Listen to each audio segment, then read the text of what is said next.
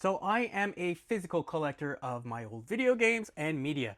As you can see here, my Switch collection is pretty vast, not the biggest on the internet, but I make sure that when I pick up a game that I don't just get a download. In the last generation of Switch, which sounds very strange coming out of my mouth, but before the Switch 2, we all had the opportunity to buy boxes like these, which promise you a full game download. Essentially, you're just buying a code and the box, I guess, makes you feel better? So when the Switch 2 was announced, they said that Switch 2 will play physical media, which was fantastic. And apparently you could still play your original Switch games depending on compatibility. Nintendo fans around the world rejoiced. We said, Nintendo listened to us. They decided to keep the cartridges around. We own our physical media, unlike Sony and Microsoft, who are pushing us toward download-only games. Or at least that's what we thought.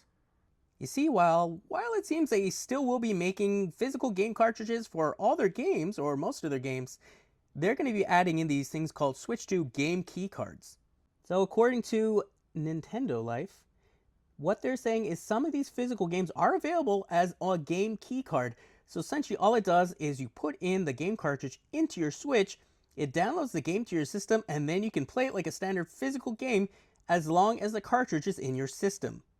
And in order to do so, we have to make sure that you have enough free space on your Switch itself or the microSD express card that you've purchased for your Switch. In other words, that digital-only life for games is coming sooner than we'd like to think.